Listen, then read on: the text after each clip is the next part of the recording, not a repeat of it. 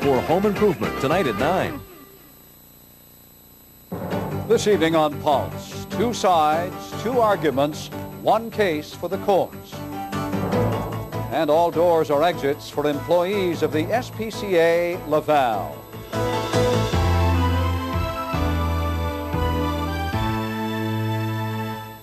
Good evening, Mitsumi is off, and we have a story that we hear a lot about lately, people versus pollution. It involves a brake pad manufacturing plant in Saint Laurent and the foul odors it emits. The city's going to court to get the company to clean up its act and the air. But there are 2 sides to every story, as Joe Singerman reports. Infringed upon my right to breathe. It was just horrible. Ruth Holtzman and her neighbors live near St. Louis and Alexis Neo in Saint Laurent. When it's hot and the wind blows in this direction, the air is foul. The heavy odor comes from these stacks owned by FASA Friction Laboratories.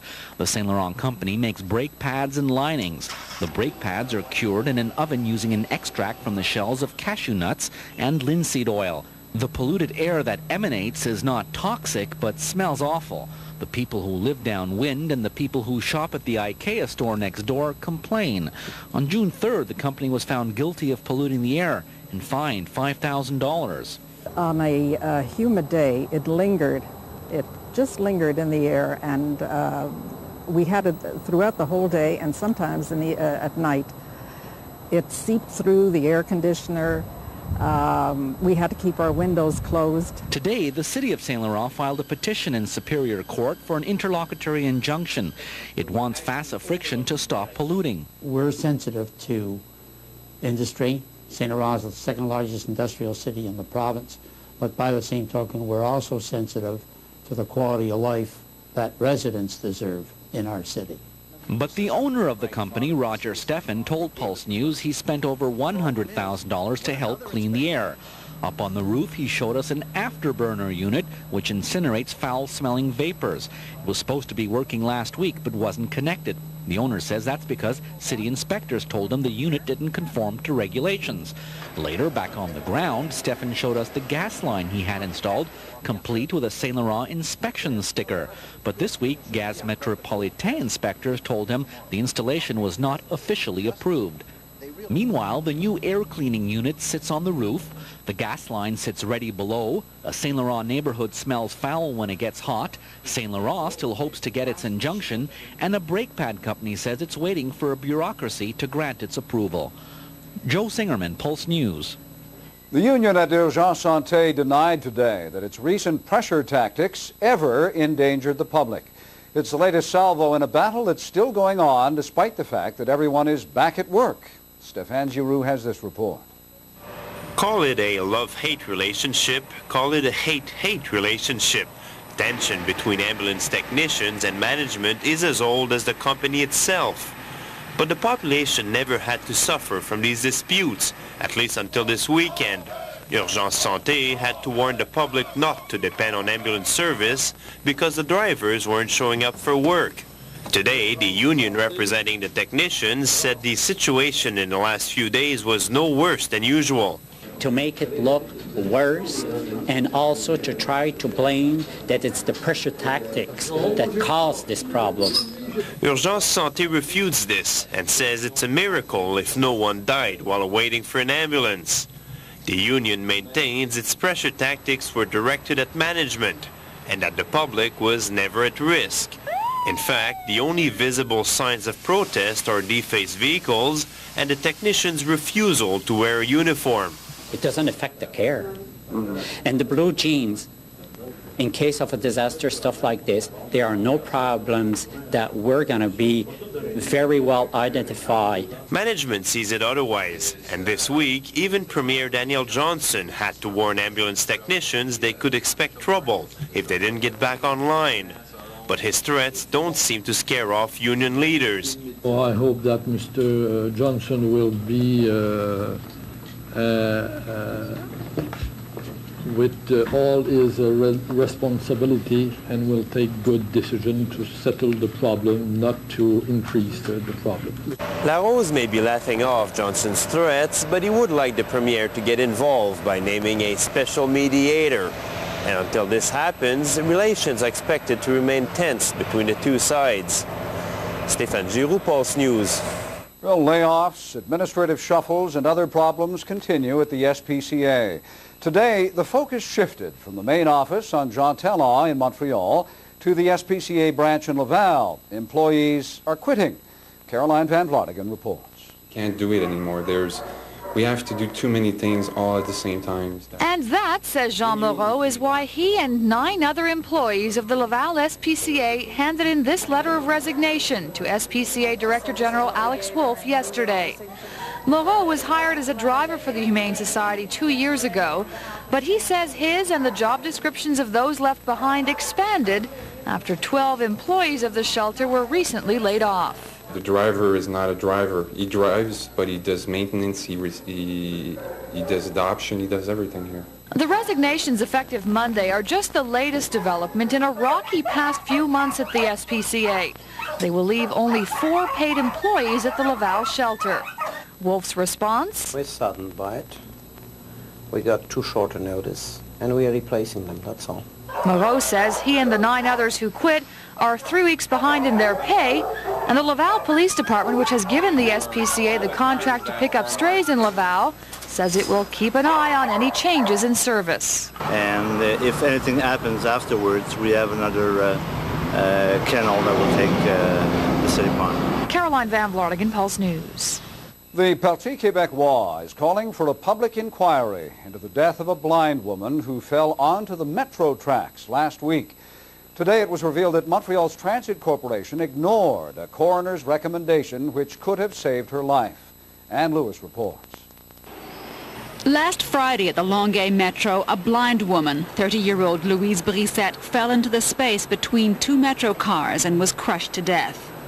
Today, the coroner's office confirmed that Coroner Claude Paquin has repeatedly asked the MUCTC to put up barriers, and that the Transit Corporation has consistently ignored his recommendations. On Monday, an official told us the MUCTC was reluctant to spend a lot of money to limit access using a system of barriers, or even to build a soft warning cage around the space between each car, in such a way as to reduce the number of murders, suicides and accidents in the metro. The coroner had recommended following the example of cities like Tokyo and Hong Kong, where fiberglass panels separate the train from the waiting passengers. The Parti Québécois is calling for a public inquiry. Ann Lewis, Pulse News. On tonight's Action 12, Ralph Noseworthy picks up the continuing battle between some would-be home buyers and the Dara Construction Company. Last winter, Diane Pitterer gave Dara Construction $12,000, a deposit on this new townhouse on Guam Boulevard. But the deal fell through. She asked for her deposit back. She received this check signed by Theo Gahane. It bounced. She later received several other checks. What happened to the they all bounced, except for one. This is Theo Gahane. Last March, he signed this document promising Diane would receive her money. She is still owed $4,000 by Gahane. A lot of stress for since the end of February, a lot of stress. You're going to walk away from it? No way. I'll fight. I would advise anybody looking for a house to stay away from Dara Construction or Tiffany Inc. Theo Gahane was not available when Action 12 went to his Westmount office today. Several construction firms are listed here. We did meet with Alex Turner, president of Dara Construction. She thinks I'm a liar. I don't blame her. But Turner promises Diane will get the rest of her $12,000 deposit. She has obviously received a good part of her refund. But after getting several checks that bounced. I can't comment on that. I can only say to you that she's already received a good part of her refund, and I'm sure she'll be getting the balance as quickly as possible. I don't know about the details, and I will look into it.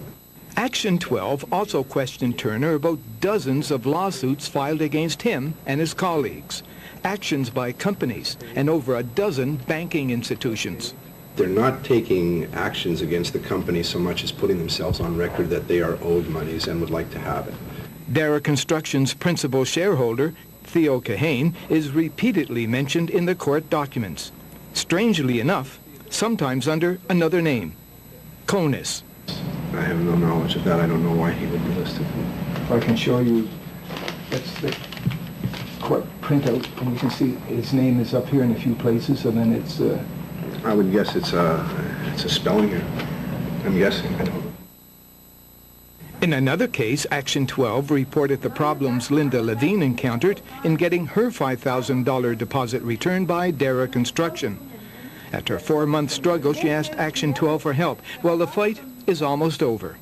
Her refund is being processed, and she will have her check or checks by the end of the week. For the full $5,000? For the full $5,000. On the Action 12 beat, I'm Ralph Noseworthy. And coming up on Pulse, for 3 weeks out of every year, summer takes on a very special meaning at a camp located near Vancouver.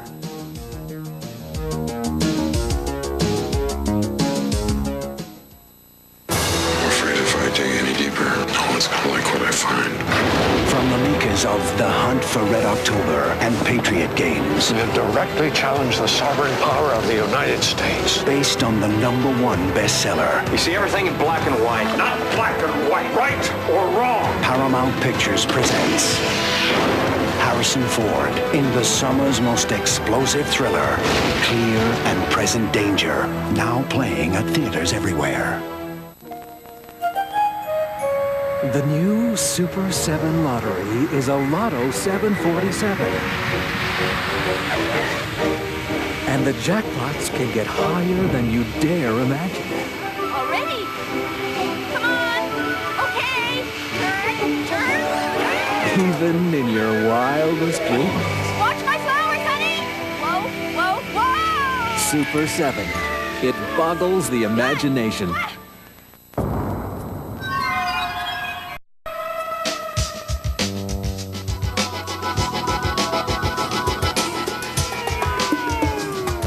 In today's world of beers, Molson Dry is a world all its own.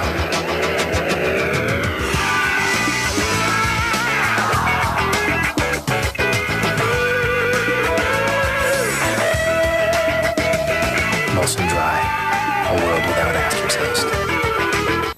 Every morning I look forward to my day. Oh, being a working mother isn't easy, and I have to make the most of every dollar. I really appreciate Zeller's lowest price law and their low prices throughout the store. At Zeller's, we're proud of our law of lowest prices and the hundreds of weekly specials you see in our flyers. Light brief covers, 4 for 76 cents. 3-pack 1-inch binders, just $2.44. And 20-pack Laurentian coloring pencils, only $2.46 a pack. Lower low prices, brand names, and free clubs and rewards. Only at your stores, Zeller's, because the lowest price is the law.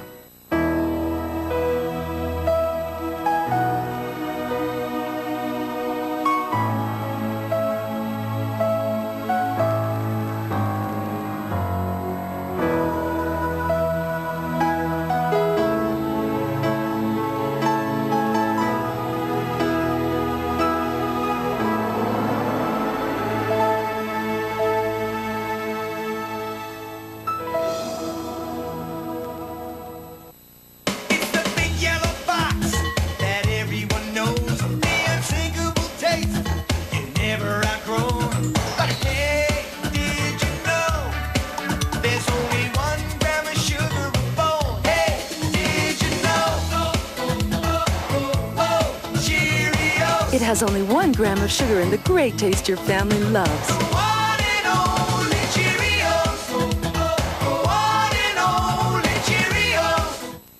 Well, in just 40 days, count them on the calendar, Quebecers will be going to the polls to decide not only the next government, but many say the very fate of Quebec.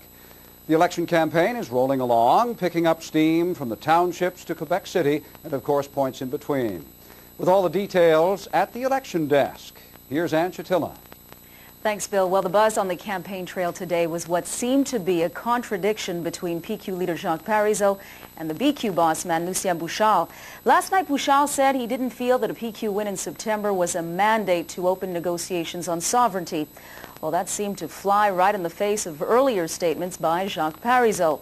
The PQ leader was in the Laurentians today visiting Saint-Jovite, Saint-Agathe, Saint-Jerome, and Mirabel.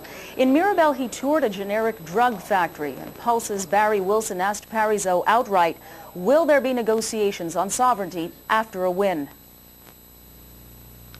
After a PQ victory, there's going to be preparedness on a number of issues and dossiers.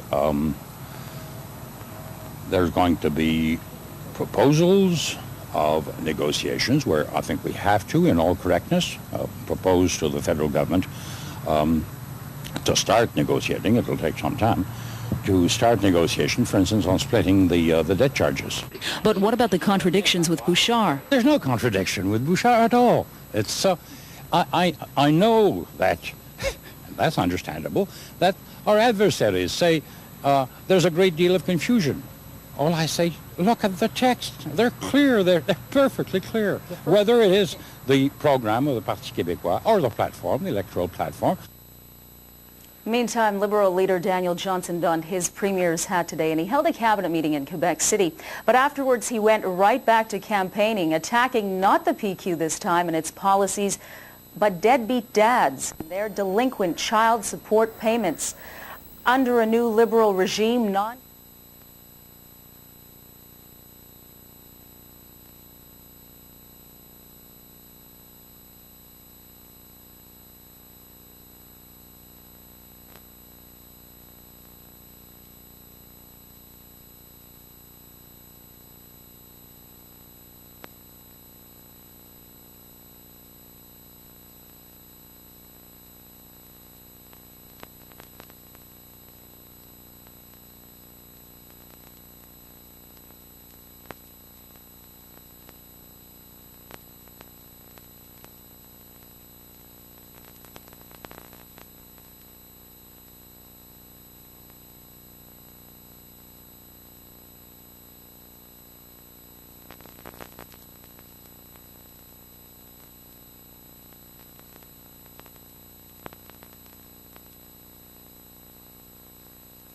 We apologize, we were having some technical difficulties. We are back now. Continuing with the election news today, Liberal leader Daniel Johnson donned his premier's hat. He held a cabinet meeting in Quebec City, but afterwards he went right back to his campaigning, and he was attacking not the PQ and its policies, but deadbeat dads and their delinquent child support payments. Under a new Liberal regime, non-custodial parents who don't pay up will find their tax returns redirected, and there's more.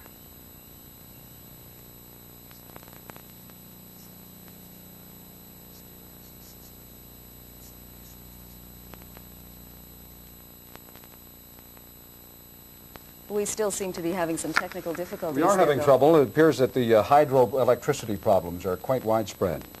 We'll try and continue now with our election coverage. Alliance Quebec jumped into the election fray today. It held a news conference to talk about what it calls the issues that still need to be addressed for English-speaking community members here in Quebec. Not heard spoken of about yet, or ones we have. The issue of finding a way to reduce division. Many of our issues are tied up with our youth. The time is par certaines jeunes de leur communauté. Par conséquent, Alliance Québec somme les partis politiques. On the issue of signs, we certainly saw a major reform. On the question of access, I think, without question.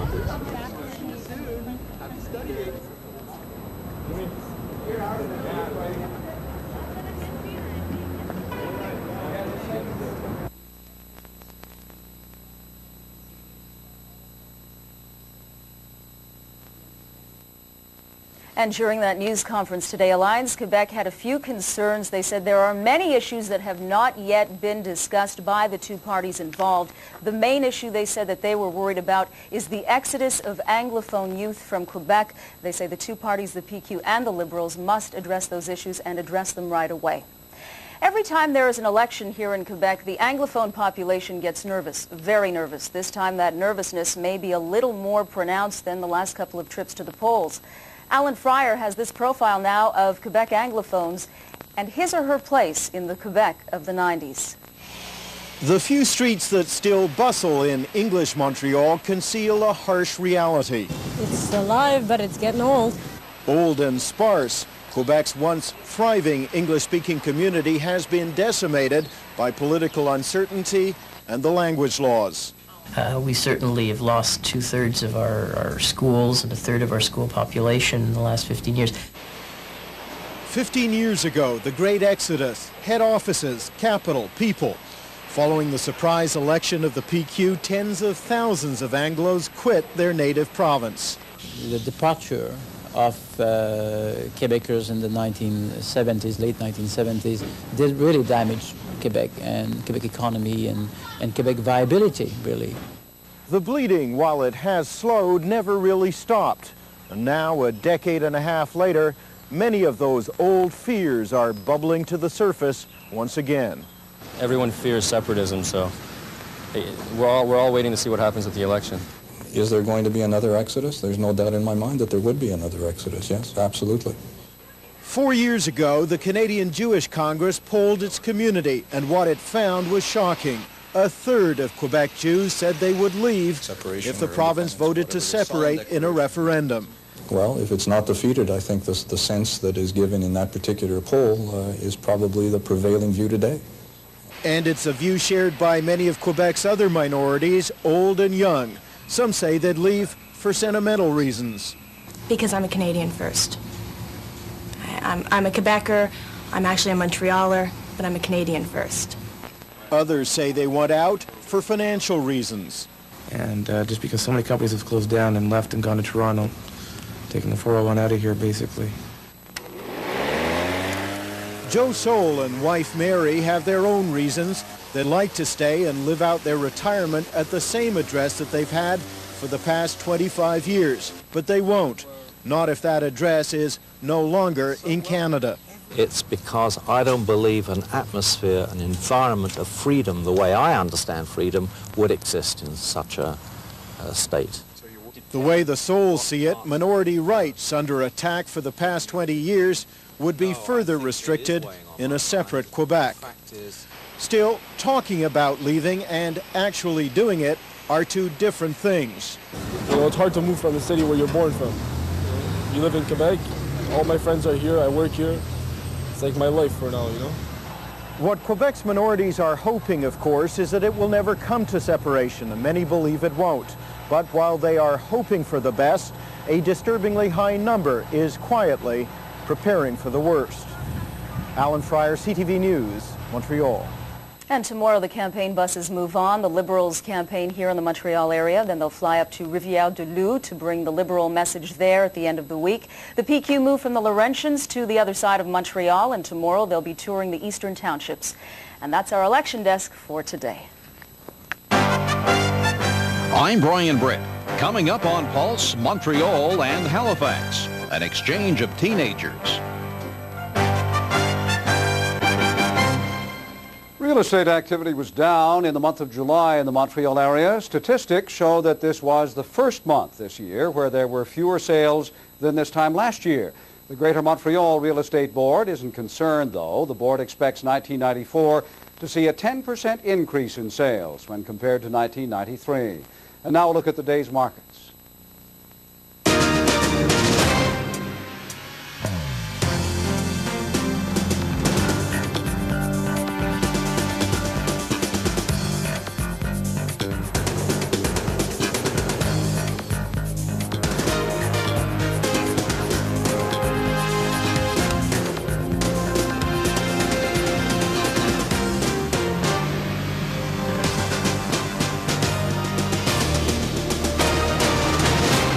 And Caroline Van Vlarnigan joins us now live from the newsroom with a look at some of the other stories we've been following today. Caroline?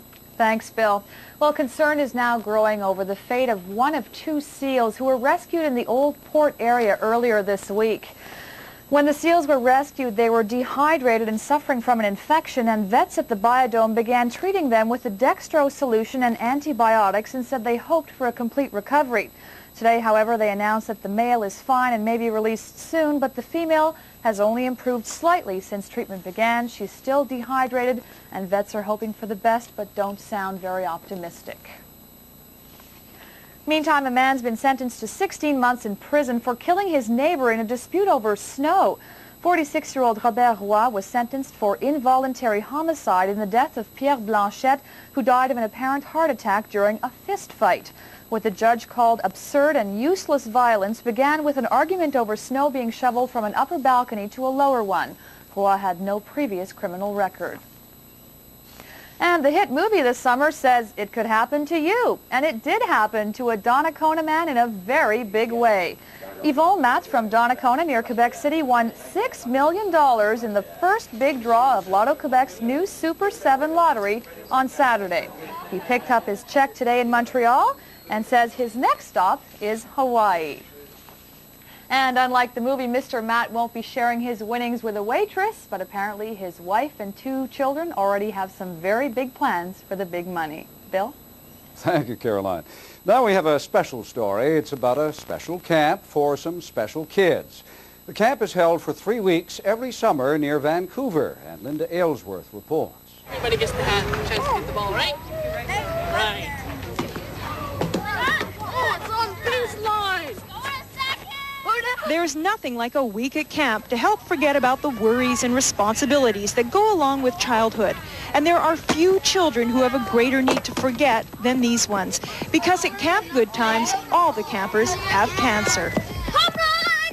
Trevor and Jay only met 2 days ago, but they're already the best of friends. They have plenty in common. Their love of animals, their penchant for mischief, and the fact that they're in remission.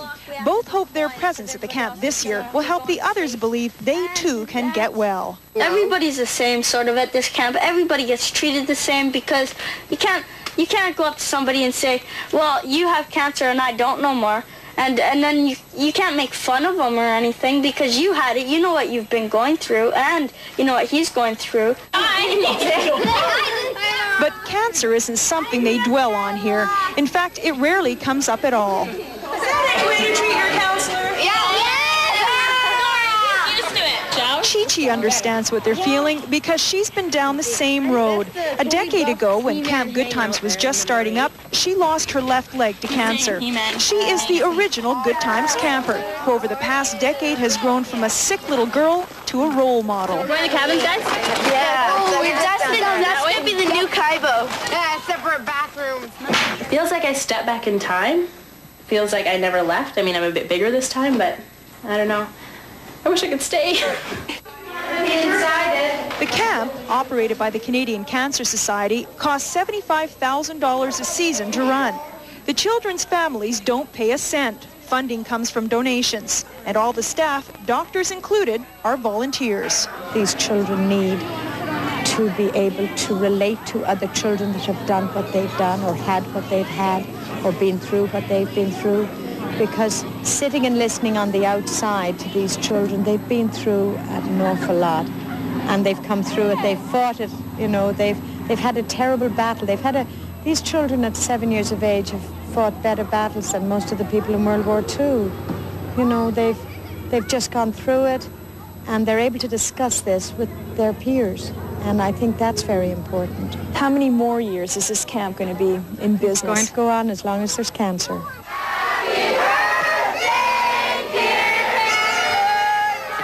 We've gone from a camp where a child has left and thought maybe I'll come back to camp now that when children leave, they say, see you next year.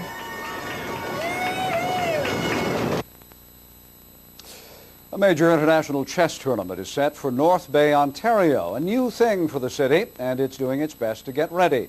The 4-day tournament boasts some of the best players in the world. But it's a chess legend who, not even playing, that is attracting most of the attention, as Dennis Cheaper reports. Boris Spassky is in North Bay for the city's first ever international chess tournament. But Spassky isn't a player. Instead, he will act as the guest tournament director. I'm really happy to make it here. If I can be helpful for this tournament and just to show to the public that it's something interesting, I think that my task could be fulfilled. The 57-year-old Spassky may be a legend, but the tournament also boasts the sport's newest prodigy, 22-year-old Alexei Shirov. He's currently ranked number 3 in the world. Spassky likes the youthful influence, but says with the rating comes the pressure. I'm very satisfied with this, yes, because they just start the way to be the star of chess. But you know, from other hand, for instance, if we take Alexis, he's very handicapped here because his rating is very high. He's obliged to be first here. Spassky, of course, is best remembered for a match in the 1970s when he took on Bobby Fischer. That match captured world attention and may have been one of the sport's finest moments. But Spassky says chess isn't attracting that kind of attention anymore. It's not so easy because I think its time is not for chess. Yes, for young people there are many other sports which are really more attractive than chess. So this is our big problem, how to advertise chess. And this is really difficult to do. And Spassky's name has already helped advertise this tournament. More than 400 people from all over Canada and the world are already expected to attend. Now, we've certainly heard a lot lately about the chances of the country falling apart. But Brian Britt has a report now on a program for young people that's designed to pull Canada together. Sylvain Samoset was up early this morning. There was packing to be done and an agenda to go over with his parents. At Dorval Airport, he met 19 other Montreal area students checking in for a trip to Halifax, where over the next 5 days they will be seeing the sights and sampling some maritime hospitality. Sylvain wants to see it all. The boat, the ocean, the Atlantic. Chantal Charette isn't quite sure what to expect. I don't know. They say it's not going to be very different, but I think it is. Chantal's dad, Richard, says things will be different around the house with Chantal away. Her room will be clean for 5 days. No phone calls. No phone calls, yeah, right. That is great. Chantal and Sylvain and the others will be staying with families in Halifax, and those teens will be paying a return visit to Montreal later this month. The exchange visit is an initiative of a group called Together for Canada, formed by some Calgary businessmen in 1992. At that time, 50 families from Quebec visited Calgary, and then 35 families from Calgary visited Quebec, Montreal, in fact. The trip is funded by such big businesses as the Royal Bank, Amasco, Bombardier, and Ultramar. Organizers say despite the name, Together for Canada, there's nothing political about this, just an effort to have some young people see another part of this vast country and to show them that while they are different, they are very much the same. Brian Britt, Pulse News. And we have some wet weather ahead. And once we clear the showers tomorrow afternoon, 3 very pleasant days. Mr. H? Thank you. Thank you. Mr. M. Thank you. We shall return.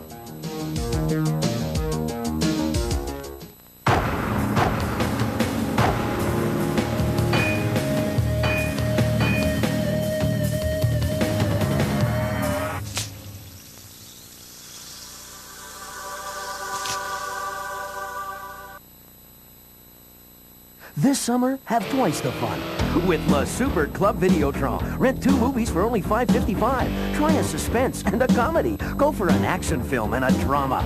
You could win one of 2 new Neons from Chrysler. The more you rent, the more you increase your chances to drive a Neon.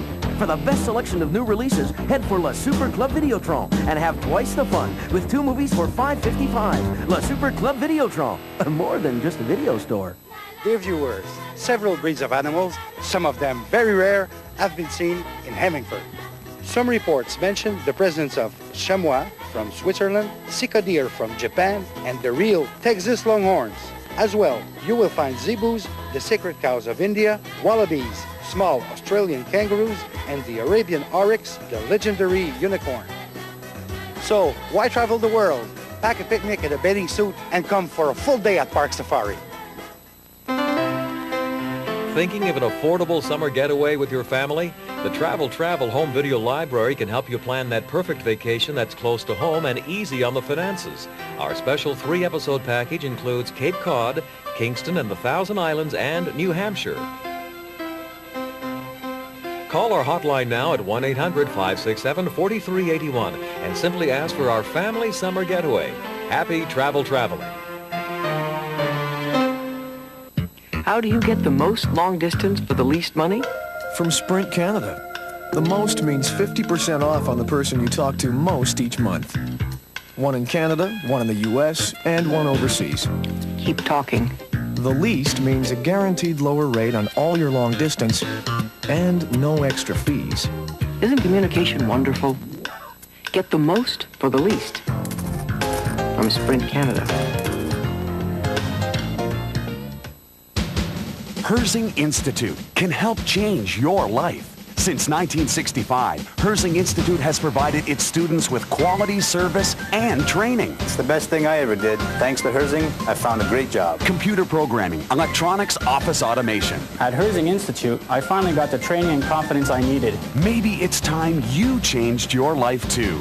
Call 935-7494 to find out more. Herzing Institute, 935-7494.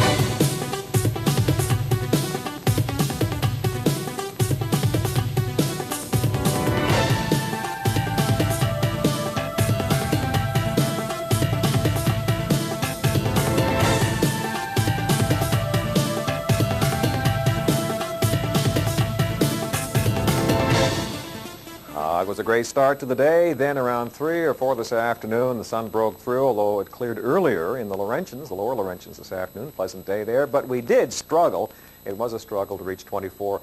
That's the day's high. 2 below the normal reading of today's date. Hot on this day, 33 in 1988, and cold 18. The record daytime low, that was in 1965. Noon hour temps, a 14. It really dropped at St. John's. They had 24 yesterday, so cooled off at St. John's. 23 at Charlottetown.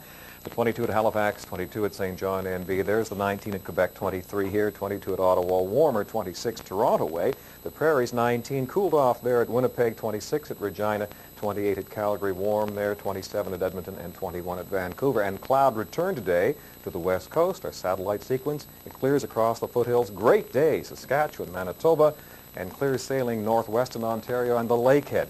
It has cleared the lower lake. Still some broken cloud here in the valley. Cloud receding across Gaspé. New Brunswick has cleared. Still overcast, though. Nova Scotia, PEI, and extreme eastern portions of Newfoundland. A gray day across most of New England. The cloud and broken cloud as far south as southern Florida. And some spotty showers and thunder showers again all along the Atlantic seaboard. We have a dry slot in here, and it will hold for the next several hours. So just a few clouds tonight, and during the night, not a bad evening at all. We're waiting for yet another weak cold front and a system developing on it, sweeping across southwestern Quebec this time tomorrow.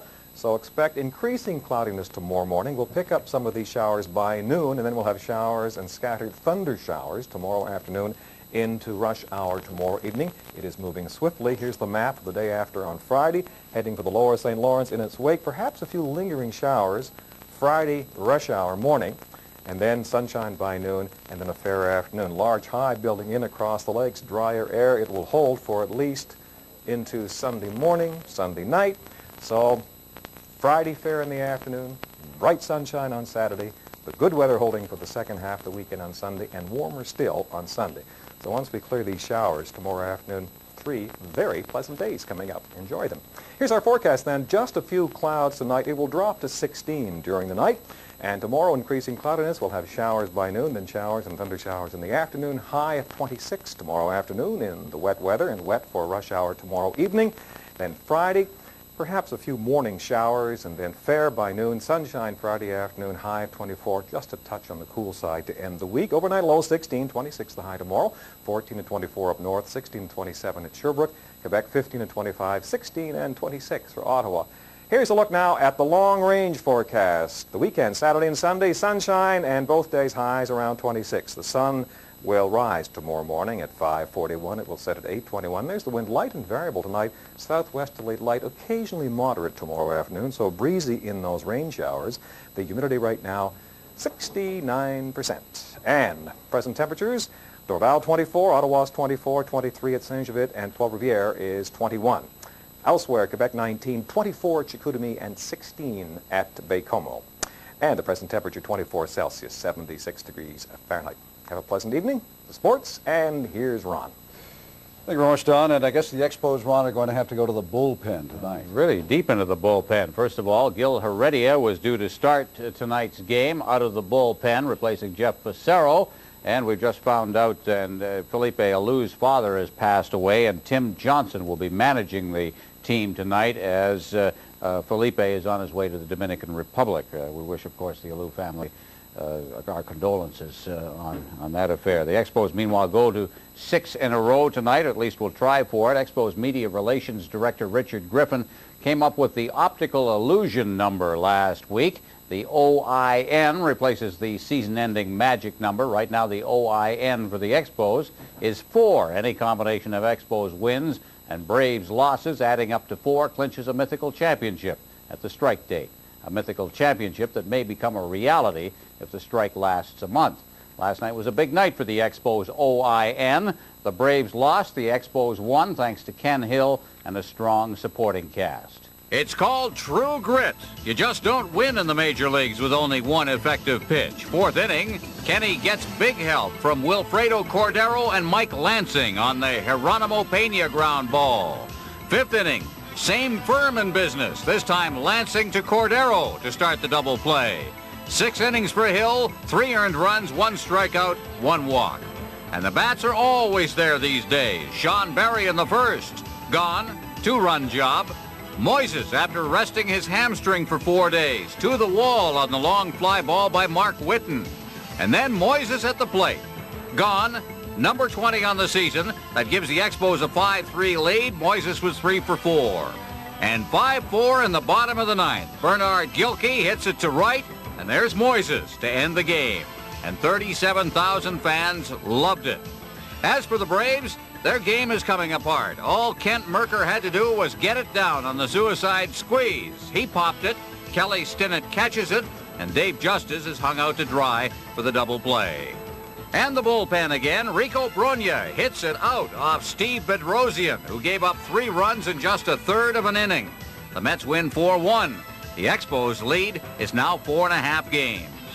If the Expos have a sensational young team, the Astros are close behind. Doug Drabek pitching against the Rockies, second inning. Dante Bichette lays down the bunt. Ken Caminiti up and throwing, and the umpire says, "You're out of there." Replay says, "Doug Drabek, you got a break." A big one as the game unfolded. Fourth inning, Nelson Liriano hits the chopper. Jeff Bagwell barehands it, the flip to Drabek covering. Drabek still hasn't allowed a hit. Sixth inning, Liriano again, the bouncer to second baseman Craig Biggio, and he gets it on to first with the off-balance throw. And the 8th inning now, and the first pitch. John Vanderwall puts it out. End of no-hitter, end of shutout. Drabek winds up with a 2-hit, 3-1 victory. San Diego's Bryce Fleury with the intentional walk to Tim Wallach of the Dodgers. That was a strike. And Padres manager Jim Riggleman has seen it all this year. Padres still won this game, believe it or not. The Battle of the Berries by the Bay. Barry Larkin, 2 homers and a double and 3 RBIs. Barry Bonds, home run number 33 of the season. And here's home run number 34. And in the 9th inning, with the Reds leading 9-6, here's number 35. Came up short. The Reds' Barry beat the Giants' Barry 9-7. San Francisco still 2 behind the Dodgers. In the American League, David Cone won his 16th of the year. Kansas City beats Oakland 6-4. Who knows what Bo knows, except maybe home plate umpire Al Clark, who really took a verbal abusing from Jackson, and a garbage pail full of sunflower seeds to boot. Seattle beat the Angels 10-0. Junior hit his 37th. The Yankees are now 12-1 on the road since the All-Star break. Paul O'Neill homered early against the Brewers. Matt Noakes keyed a 6-run 9th inning with this hit, and the Yankees won 7-1. The magic number for a Yankee pre-strike clincher is 2. And the play of the day, Cleveland catcher Sandy Alomar up and over the fence looking for the foul ball. Alomar made the catch in circus-like fashion and gets hung up by his own equipment on the same fence. For all of Sandy's troubles, Detroit still beat the Indians 12-9. Well, we mentioned that the Expos have the best record in all of baseball, just ahead of the New York Yankees, who, by the way, won this afternoon. But the Expos don't get much media attention. You looked at the USA Today, and they were buried in the sports page on the National League page. Down at the stadium is a man who's responsible for a lot of that, Richard Griffin. He's with our Alan Bishop right now. Al? Thanks very much, Ron. And it's true, Rich, a lot of media attention as far as the Expo is concerned is ignored in the U.S. You're probably doing your best, but this club should really be selling itself on the merits of its record. Why isn't it getting the kind of exposure it deserves in the U.S.? I think it's on the verge, and if the season did continue, we would be there. For instance, USA Baseball Weekly came to Atlanta to do a cover on Marquise Grissom, and that's one of the major baseball publications. And I think that having the best record in baseball and staying there for a while is going to create the interest. We were hoping to have Kenny Hill, one of the last night's heroes, here as a guest, and at the last minute they closed the doors and had a bit of a clubhouse meeting regarding strike. Is it just basic business they're talking about, or are there any revelations that we might hear later? I think it's just basic business. For the last 2 days, owners and players have been meeting in New York, and I think that John Wetland and Darren Fletcher are just briefing the troops on the events of the last 2 days, and I think it's just a business as usual meeting. All right, Rich, thanks for coming by. We appreciate, in a pinch, bailing us out a little bit. Rich Griffin, one of the best PR men in Major League Baseball, also tells us that tonight the Expos can expect another crowd in excess of 30,000, and as last night was 37,000 and 30,000 on Monday, so pretty encouraging signs as far as attendance is concerned. Ron? All right, thanks very much, Al. Now to soccer. The Impact are looking to make it 3 in a row when they play host to the Los Angeles Salsa tonight at the Claude Robillard Center. For the second year in a row, the Impact are the top defensive team in the league, which is great if you're in the NHL. In the APSL, defensive-minded teams don't make the playoffs. Randy Tiemann has that story. In the American Professional Soccer League, you have to do more than just win. You have to score goals. Because goals are also worth points. Later on in the season, it might come back and haunt you with the points in the standings. Take last year, for example. The Impact failed to make the playoffs despite having a better win-loss record than 2 of the teams that qualified. The main objective when we get on the field is to try and score goals, that's for sure. But you can't do it by taking risks all the time. Which is why they brought in a number of people like Gene Harbour. He's paid to score. Sometimes it's just a whole lot of pressure on you. Everybody watching you. Hey, why do we bring this guy here? To score goals? Let's see what he can do. Harbour's been slowed by a training camp injury and says he's just starting to feel good about his game. The Impact have scored only 5 goals in 6 games, but 3 of them came in their last game against Toronto. We need a little bit of time for us to be able to play together, for everything to come in place, and that's what's going on right now. Randy Tiemann, Pulse Sports. The Impact and the Salsa tonight. Best name in sports. International news coming up.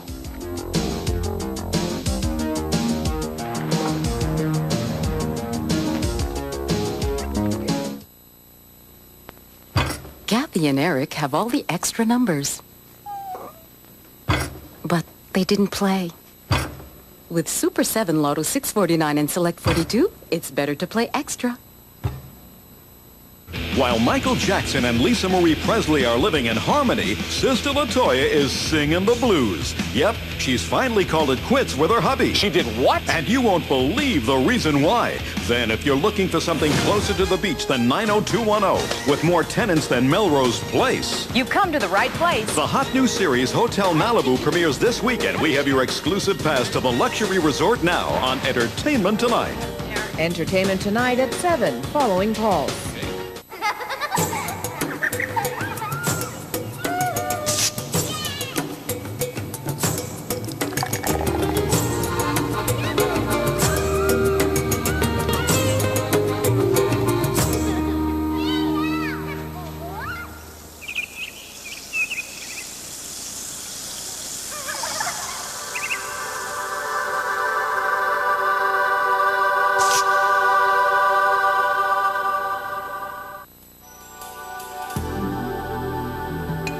Beautifully rounded lines of the all-new Monte Carlo seem somehow familiar.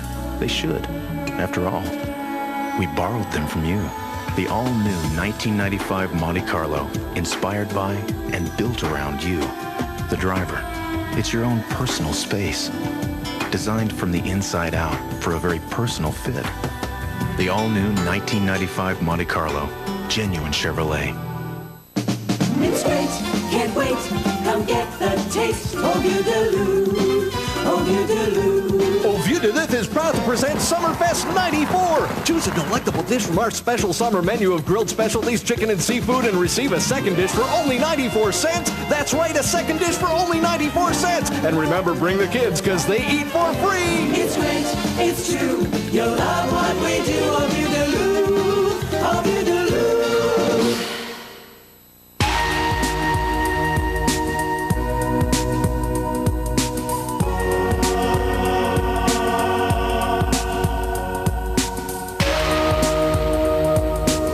If you choose a long-distance card from one of the discounters, you may have a lot more buttons to worry about every time you make a call.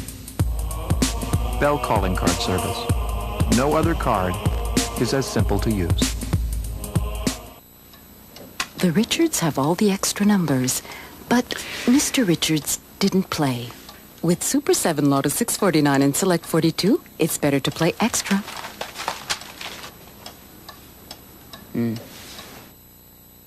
Bosnian Serbs are expected to hang tough in the face of increasing pressure to accept an international peace deal.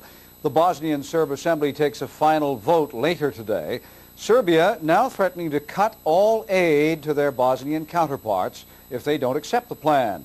But the Bosnian Serbs seem unimpressed, and they are still shooting at people in Sarajevo. The Bosnian Serbs have today put themselves out on a limb like never before, as their snipers opened up again on Sarajevo Muslims and tram passengers ducked to avoid the bullets. Bosnian Serb leaders were yet again rejecting the international peace plan for their country. This despite Bosnian Serb leader Radovan Karadzic being told yesterday by his closest ally Serbia that he'd be cut off from all aid if he continued to reject the plan. In the Serb capital Belgrade today, government-controlled newspapers demanded the Bosnian Serbs toe the line. But instead, they threatened in Sarajevo to grab back the heavy weapons which the UN took control of around the city in February. The ultimate sanction being threatened by the USA is to allow Bosnia's Muslims to rearm, but it appears the Bosnian Serbs believe such threats will never be implemented. Meanwhile, the fear in Sarajevo is that the peace they've enjoyed for 6 months may be ending. 3 French military guards and 2 consular agents have been shot to death in Algiers. The incident occurred just outside the French embassy, and it raised to 56 the number of foreigners killed since militant Muslim fundamentalists began targeting expatriates nearly a year ago. They are campaigning to topple Algeria's military-backed government. The shooting at the French embassy's main housing complex is considered to be the boldest assault yet on foreigners in Algiers. 5 French nationals were killed as the gunmen, thought to be Muslim guerrillas, drove into the heavily guarded complex and opened fire. Within hours of the attack, the French foreign and defense ministers had arrived in Algiers. Their job was to offer condolences to relatives of the victims and also discuss improved security measures. A year ago, Muslim fundamentalists had warned foreigners to leave Algeria or face death. Following the latest attack, the French Foreign Ministry again advised all nationals to leave unless they're doing essential work. Foreign Minister Alain Juppé added that Paris affirms its solidarity with the Algerian people and hopes to see security restored quickly. A total of 56 foreigners, 15 of them French nationals, have been killed since the fundamentalists began battling the secular government. Their reign of terror began after the military cancelled elections in January 1992, which an Islamic group had been poised to win. The U.S. government advisory panel has finally concluded that nicotine is, in fact, addictive. George Strait has the details. By agreeing that nicotine in tobacco is addictive, the panel helped lay the groundwork for the FDA commissioner to proceed with possible plans to regulate tobacco. And the more I look at this, the more I'm convinced that our ultimate goal has to be how to prevent the next generation from becoming addicted. FDA experts say becoming addicted is dependent on how much a person smokes. The committee heard evidence that, unlike crack cocaine or heroin, it takes 3 or 4 years to get addicted to nicotine. Currently, smokers inhale about 1 milligram of nicotine per cigarette. Several investigators said if the FDA forced the tobacco companies to cut the amount of nicotine in cigarettes in half, it would be difficult for anyone to smoke enough to get addicted. It's really to protect free choice of youth, so that if a youth has been smoking 4 or 5 years and decides, I don't really want to be a smoker, they can quit because they're not chemically driven to keep on smoking.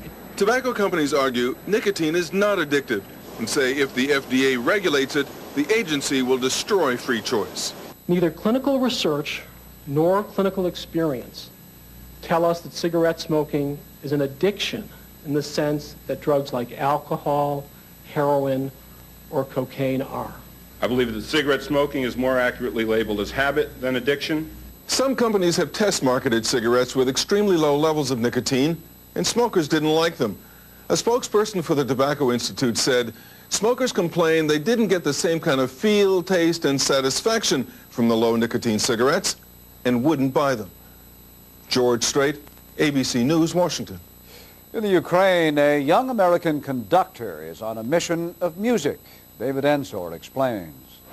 34-year-old Hobart Earl is far from home. He is the first American to be the resident conductor of an orchestra in the former Soviet Union, the Odessa Philharmonic.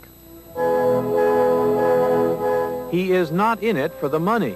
The entire payroll of Ukraine's finest orchestra is less than the equivalent of $34,000 per year, not enough to hire one second violinist in New York. I fell in love with the orchestra at first sight. They fell in love with me. It was mutual. The whole relationship has grown from there. Despite talented musicians, it is hard going. Many of the instruments are so bad that an average American high school would throw them out. The cellos rehearse in my hotel room because we don't have enough space for them, unfortunately, to rehearse in the hall. The double basses rehearse in the corridor. There's 2 rooms where the violin section can rehearse, and I take sectional wind, woodwind, or sectional brass rehearsals on stage. Odessa has deep musical roots. Jascha Heifetz was born here. Isaac Stern studied here. It isn't easy to explain, says the first violinist, but there is a quality about Odessa, sadness or desire, that makes music more beautiful. Like the rest of Ukraine, Odessa is living through hard times. That perhaps makes people appreciate their orchestra and its young conductor all the more.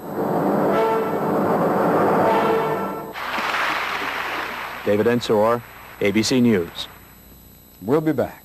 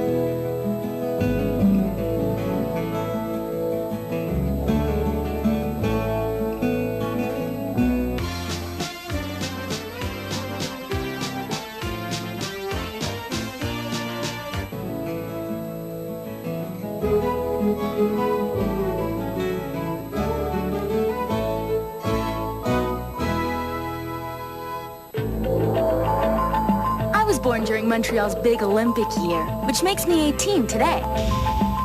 So I get to vote for the first time in my life on September 12th. I wouldn't miss it for anything. Enumerators are coming August 8th, 9th, 10th, and 11th to put me on the electoral list. Hey, I'm not gonna miss them either. Because nothing's gonna stop me from voting on September 12th.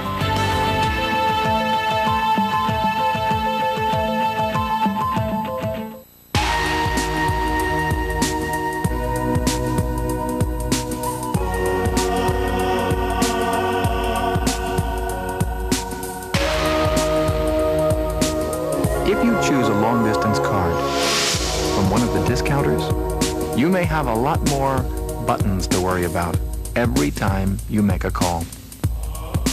Bell calling card service. No other card is as simple to use. Chrysler's #1 event of the summer is back. With rebates on thousands of 94 Chrysler cars and trucks. Look for vehicles that have this sticker, and you could save a bundle. That's right, rebates, rebates, and more rebates, or factory financing on thousands of 94 cars and trucks. It only comes once a year, and it's going on now. The #1 event of the summer, only at your local Chrysler dealer.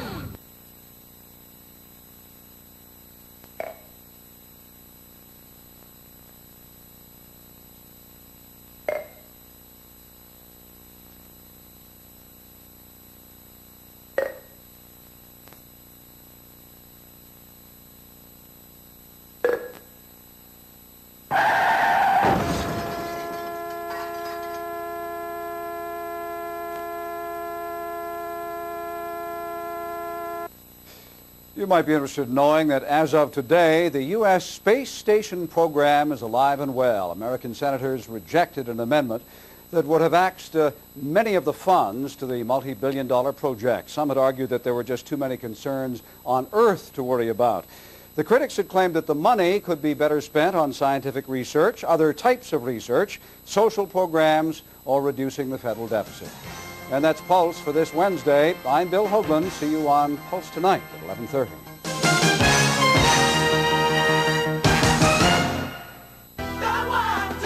For Seinfeld, tonight at 10 on CFCF 12. I'm John Tesh in the Entertainment Tonight studios in Hollywood. We've got the scoop on Lisa Marie and Michael. It might be like the second Immaculate Conception. Did somebody say baby? And who's the rider on the white horse? I'm Mary Hart, and it's not Prince Charming. Find out the naked truth. Plus, find out why Phil Collins is full of hot air. Ted Turner is full of goodwill. Well, for me, well, spasiba. This is Entertainment Tonight for Wednesday, August 3rd, 1994. Hi, everybody. Thank you for joining us for a new twist in the marriage. Yes, to many, the marriage of Michael Jackson and Lisa Marie Presley will rank high in the annals of outlandish, hard-to-believe stories, even for show business. What could be more bizarre and shocking? How about a baby on the way? Having my baby. Is she or isn't she? Only Lisa Marie, her doctor, and Michael really know.